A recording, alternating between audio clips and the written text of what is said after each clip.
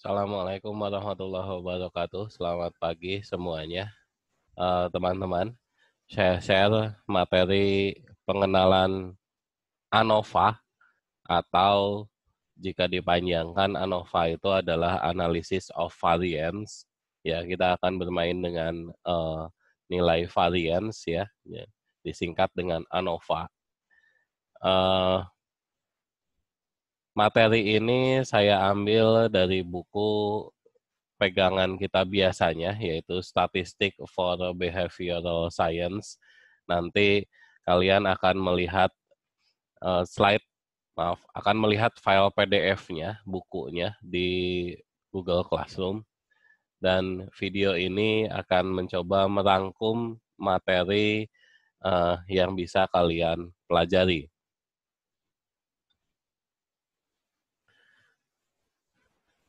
Baik,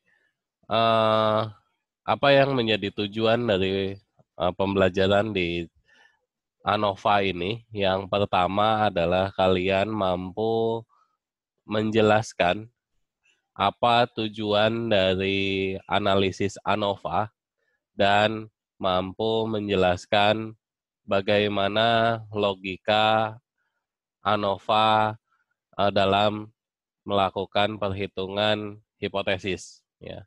Kemudian tujuan yang kedua adalah kalian mampu melakukan analisis of variance, ANOVA, dengan data yang diberikan.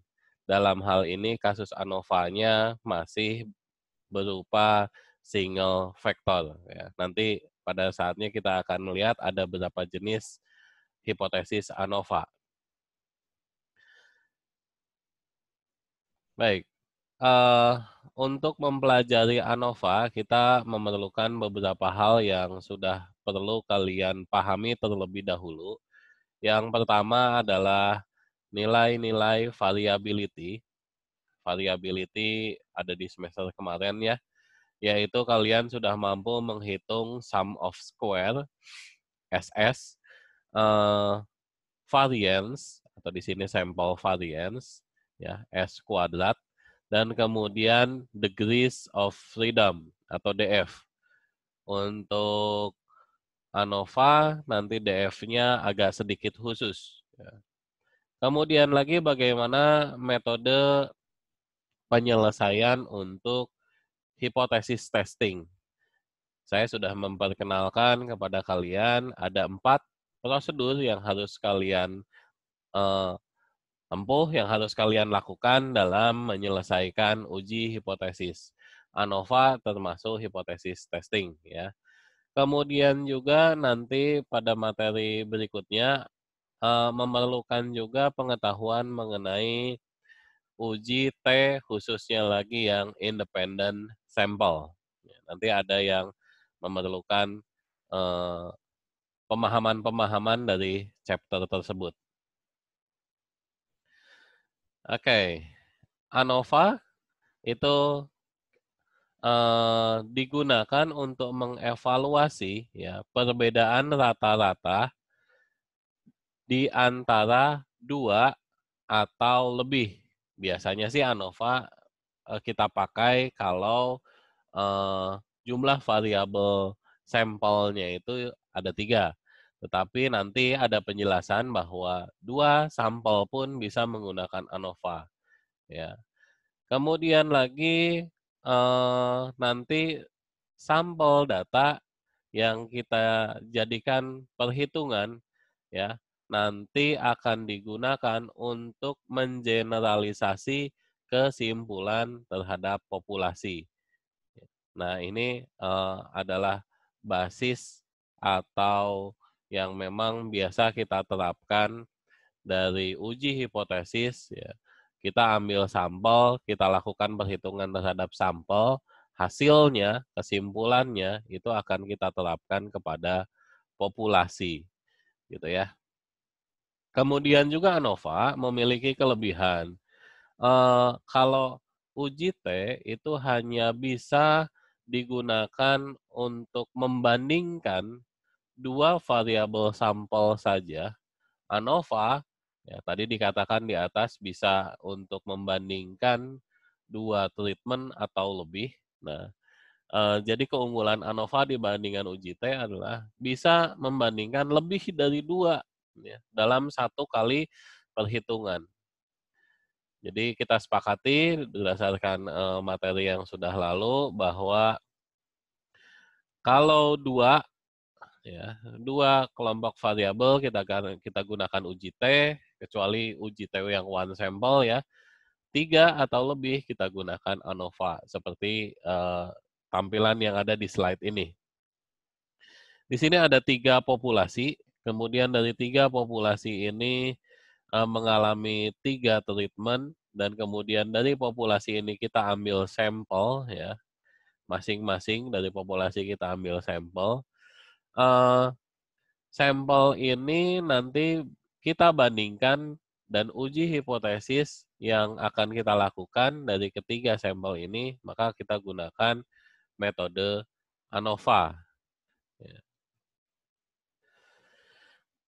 Sebagai pengantar, maka nanti ANOVA itu ada 2 ya, jadi kita bisa melihatnya dari faktornya, dari levelnya.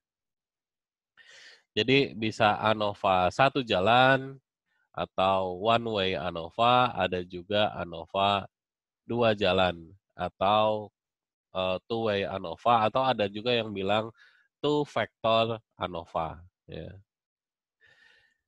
Kita lihat di sini, jadi kalau one way ANOVA, misalkan ini ya, kita akan membandingkan sampel dari kelompok variabel before terapi, kemudian after terapi, dan kemudian after terapi, tapi lebih lama lagi 6 month after terapi. Jadi ANOVA 1 jalan itu hanya melihat perbandingan kelompok variabel 1, 2, 3. Itu kalau one way ANOVA, ANOVA 1 jalan. Tetapi jika two way ANOVA atau two factor ANOVA, selain kita melihat ini ya, yang tadi 1, 2, 3 di sini, kita juga membandingkan misalkan kelompok 1, kelompok 2 ya. Nah, itu materi selanjutnya.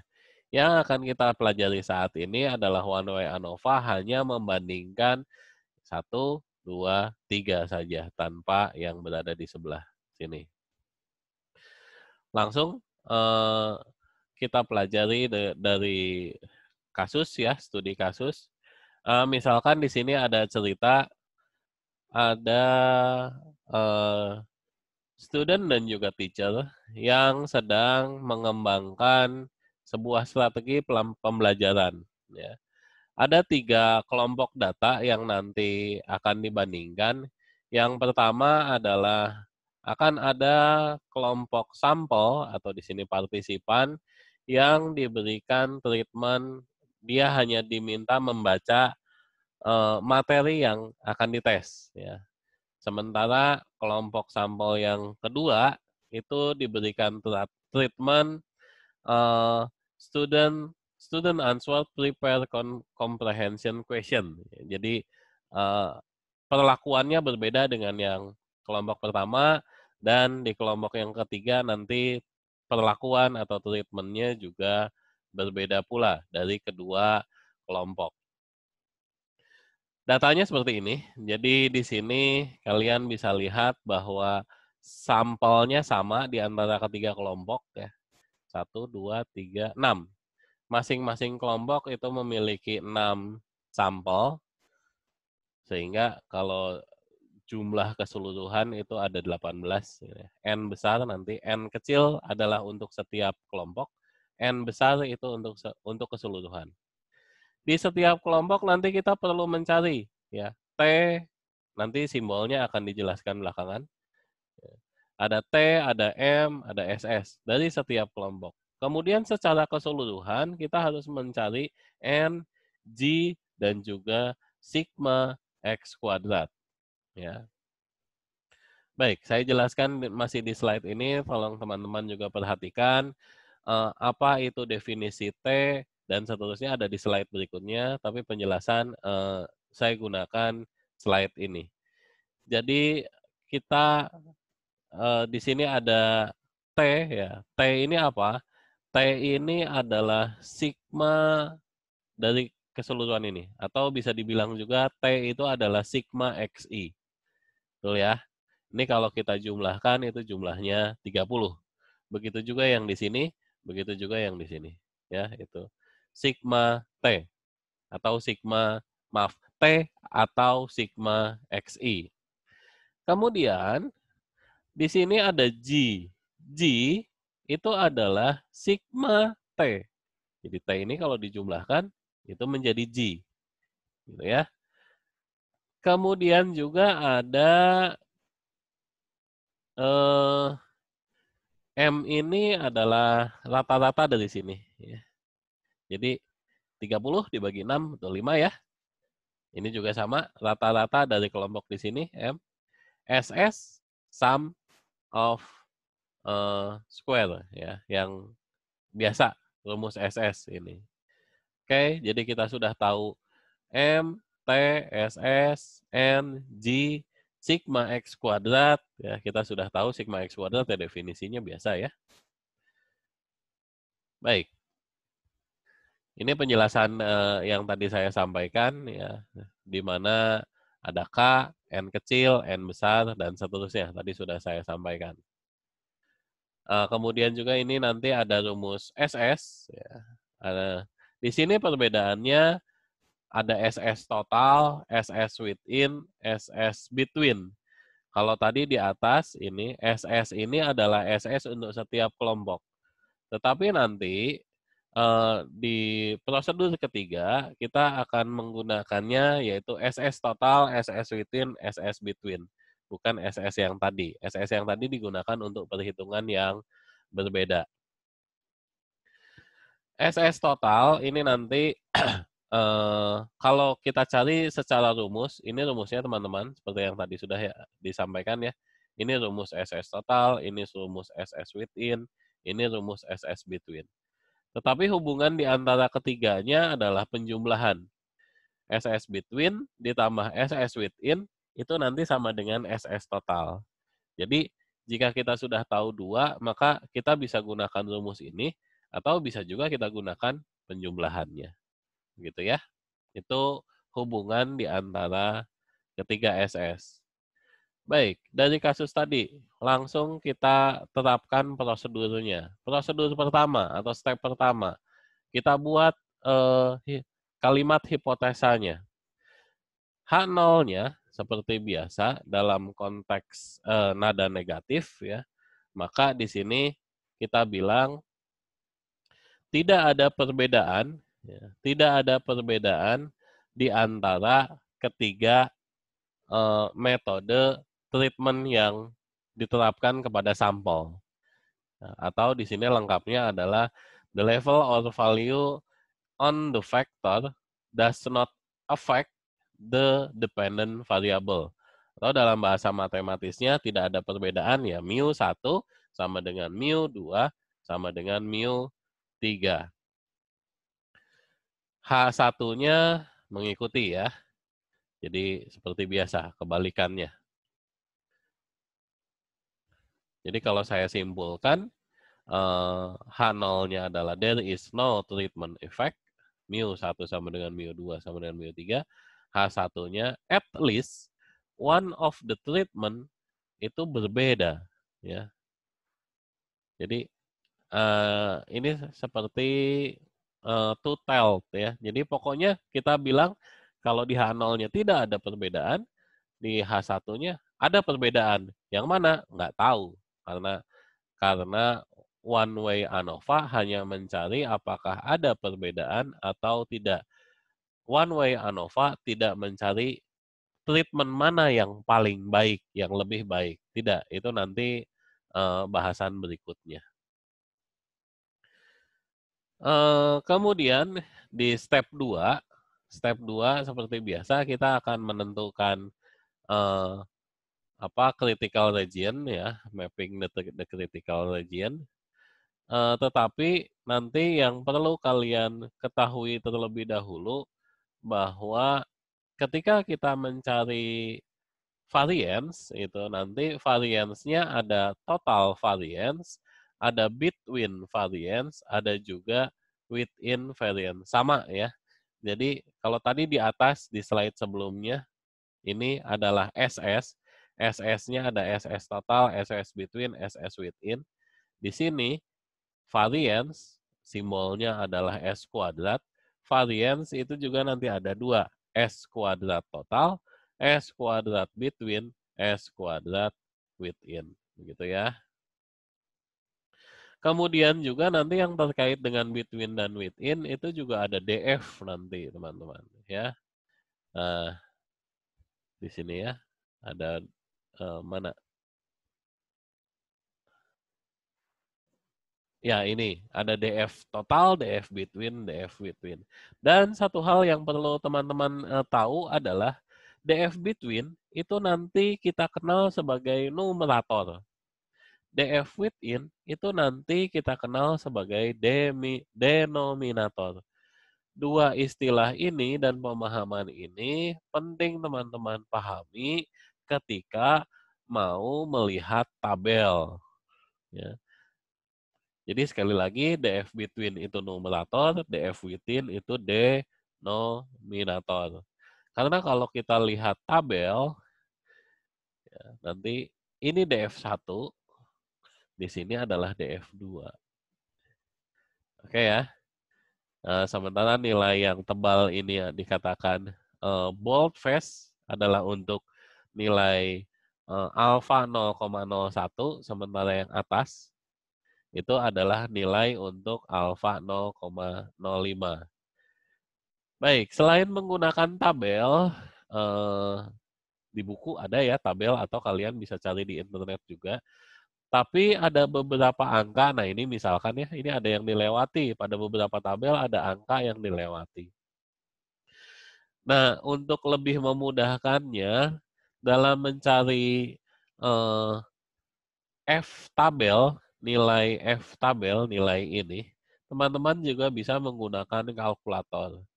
Salah satu alamatnya ini sudah saya tuliskan, atau teman-teman bisa mencari dari googling ya, dengan kata kunci F distribution table calculator. Ada beberapa jenis nanti kalkulator untuk mencari nilai F tabel. Begitu. Kemudian kita lanjutkan berdasarkan cerita tadi di sini, gitu ya. Maaf. Nah ini berdasarkan kasus di atas sudah saya perhitungkan. DF totalnya adalah N-1 atau 17. DF between-nya kita pakai rumus K. K itu adalah jumlah variabelnya atau jumlah kelompok sampel. Kelompok sampel kita ada 3. K dikurangi 1 sehingga 2. DF within-nya adalah jumlah DF dari setiap variabel. Atau tadi kan N kecilnya, N kecil 1 itu 6. Sehingga DF1-nya adalah 5, DF2-nya 5, DF3-nya 5, 15. Sekali lagi kalau kalian lihat, DF total adalah DF between ditambah DF within. 17 ya. Atau kalau kita cari dengan kalkulator, nah ini kalkulator yang saya ambil dari alamat ini, teman-teman bisa lihat, masukkan DF1-nya, masukkan DF2-nya, dengan rumus yang tadi ya, dengan rumus yang ini. Nah, DF1-nya adalah DF between, DF2-nya adalah DF between, sehingga yang kita masukkan 2 dan 15. Sementara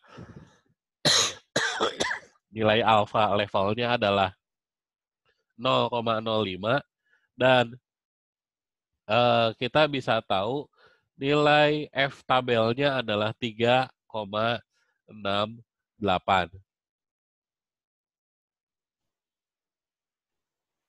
Oke, baik, mohon maaf. Saya lanjutkan rekaman videonya. Ya, kita sudah mendapatkan nilai F tabelnya yaitu 3,68.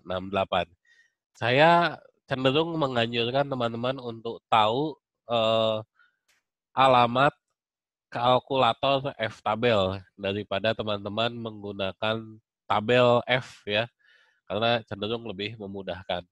Konsepnya saja dalam mencari DF1, konsep untuk mencari DF2 itu yang harus teman-teman pahami. Jika sudah, maka ini adalah gambar distribusi penempatan critical region ya. Untuk DF2 15, ya tadi kita sudah tahu hasilnya adalah 3,68, dan kalau kita gambarkan nanti cenderung seperti ini ya, tidak persis normal grafik ya, tapi cenderung seperti ini. Dan di sini adalah wilayah kritis ya. Dan F-tabel itu tidak seperti T-tabel, di mana ketika kita melakukan perhitungan itu plus minus positif negatif ya. Tapi kalau F-tabel ya kita tempatkan saja sesuai dengan nilai yang diberikan, yaitu positifnya saja. Hanya satu pihak begitu ya, tidak dua sisi. Kemudian bagaimana cara melakukan nanti decision-nya jika F hitung nanti berada lebih kanan daripada nilai F tabel, maka nanti decision-nya adalah H0 ditolak. Ya, sekali lagi, jika F hitungnya itu berada di sebelah kanan daripada F tabel, maka H0-nya ditolak. Itu rule-nya. Baik. Lanjutnya kita masuk ke prosedur 3. Ya.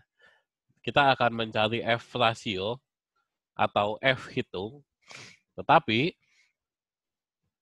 untuk mencari F hitung ini sebelumnya kita perlu mencari SS ya. Kemudian SS ini nanti juga perlu kita lakukan pencarian SS between dan SS within. Setelah kita dapatkan SS, maka kita perlu SS dan DF, maka kita lanjutkan dengan menghitung MS ya. Kemudian setelah MS, maka kita cari F rasionya atau F hitungnya dengan rumus dasarnya ini.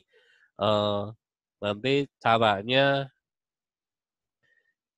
belakangan ya. Nah, sekali lagi jadi kita cari dulu SS ini dari bawah ya.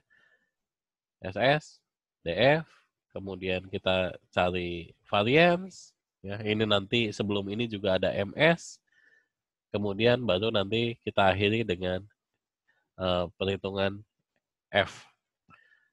Nah, dari contoh kasus yang tadi, yang case 1, pertama kita cari SS total dulu ya. Terus setelah kita cari SS total dengan rumus seperti ini, kita tinggal masukkan saja karena kita sudah punya data sigma X kuadrat, G kuadrat, dan seterusnya kita sudah punya. Kita tinggal masukkan, SS total ketemu, SS within adalah jumlah SS ya setiap treatment. Tadi di slide sebelumnya kan ada ya jumlah SS.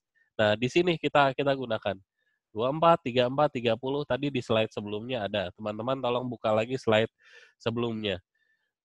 Sehingga diketahui SS within-nya adalah 88. Lanjut. Nah, kita gunakan hukum sekarang untuk mengetahui SS between, kita kurangkan saja dari SS total dikurangi SS within, sehingga SS between-nya ketemu 84. Setelah kita cari SS, maka langkah berikutnya adalah kita cari MS ya, MS between dengan rumus SS between dibagi DF between, MS within dengan rumus SS within dibagi DF between, sudah ketemu. MS-nya adalah MS between-nya adalah 42, MS within-nya adalah 5,87. Setelah ini kita cari ya F hitungnya terakhir dengan rumus MS between atau variance ini ya. MS between dibagi MS within, ketemunya adalah 7,16. Sehingga jika disimpulkan tadi, kita punya SS between, SS within, DF, MS, nah ini ya.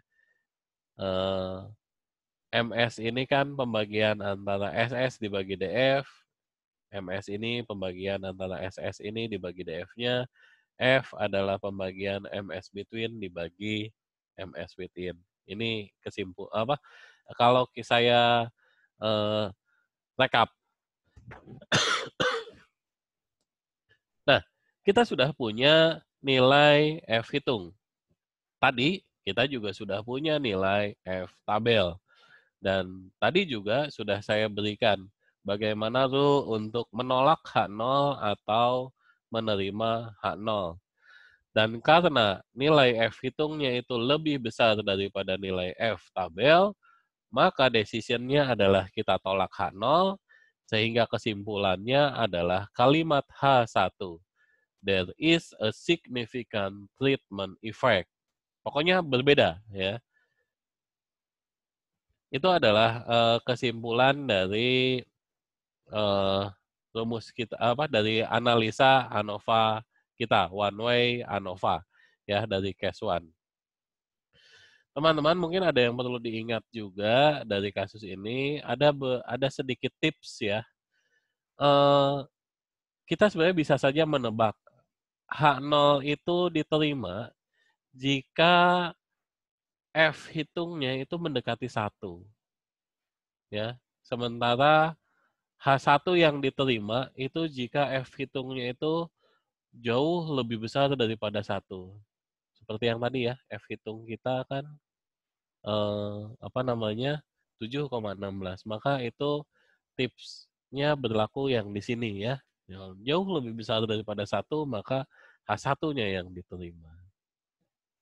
Ini sekadar tips saja. Oke, saya lanjutkan teman-teman. Cara yang di sini, ini adalah cara dengan perhitungan manual. Saya akan mengenalkan juga bagaimana cara praktisnya kita melakukan perhitungan ANOVA dengan Excel. Pak, kenapa bukan dengan SPSS? SPSS bagiannya Bu Erni ya. Jadi untuk teori statistik ini saya kenalkan dengan Excel. Alasan berikutnya lagi adalah di setiap laptop hampir pasti ada Excel, tapi belum tentu ada SPSS begitu ya. Jadi saya kenalkan dengan Excel saja. Ini data yang tadi teman-teman sudah saya buatkan di Excel-nya. Kemudian teman-teman silahkan klik menu data, ya menu data, kemudian data analisis, data analisis. Data analisis ini tidak setiap default Excel itu sudah ada. Jadi jika teman-teman tidak menemukan menu data analisis, saya minta tolong googling bagaimana cara menambahkannya. Ya, banyak kok dan gampang. Gampang bagaimana menambahkannya. Jika sudah ada, tinggal teman-teman klik saja, maka kalian akan melihat wizard yang muncul, ya, wizard yang muncul. Klik single vector, one way, bahasa lainnya adalah single vector, kemudian oke. Ini adalah isiannya. Jadi kalau kalian perhatikan di sini input range-nya adalah A1 sampai C7. Itu saya blok semua langsung ini ya. Semua langsung. Oh, di sini tidak ada itunya ya. A1 ini A1 sampai C7 di sini. Jadi saya blok langsung semua datanya. Kemudian ini biarkan karena kita memang pembagiannya berdasarkan kolom ya. Tadi kan kolom begitu datanya. A1 sampai C7 berdasarkan kolom. Dan karena semua, maka saya beri tanda centang di sini. Baris pertamanya itu kan sebagai label ya, tidak kita lakukan perhitungan. Alpha levelnya 0,05 berlaku hukum asumsi ya teman-teman.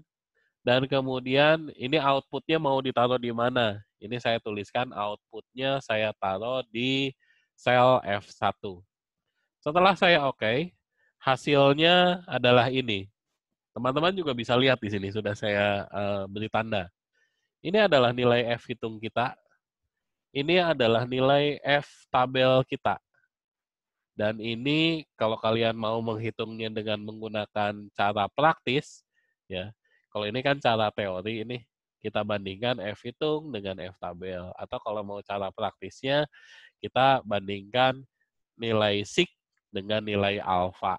Sama ya rumusnya, cuma yang penting konsisten dan kalian paham. Kalian bisa lihat lagi ke slide sebelumnya, apakah nilai F hitung teori kita, manual kita, sama dengan F hitung Excel ini, dan F tabelnya juga sama antara yang di Excel dengan yang perhitungan teori. Kalau percaya saya, ya sudah sama ya. Jadi itu teman-teman cara menghitung uji one way ANOVA baik dengan cara rumus, dengan cara manual maupun cara praktis dengan Excel. Jika ada pertanyaan nanti saya persilahkan ya, jika ada diskusi juga saya persilahkan. Terakhir sebagai penutup, eh, saya harapkan teman-teman berlatih ya. Ada 2 yang saya minta, yaitu nomor 10 di halaman 409, tolong teman-teman kerjakan. Dan yang kedua, nomor 13, ya, itu saya minta teman-teman kerjakan dengan manual method maupun Excel method. Mudah-mudahan materi ini bisa memudahkan kalian dalam mempelajari metode One Way ANOVA. Silahkan berlatih dan juga bila ada diskusi, silahkan kalian tanyakan melalui Google Classroom. Terima kasih teman-teman. Saya tutup. Assalamualaikum warahmatullahi wabarakatuh.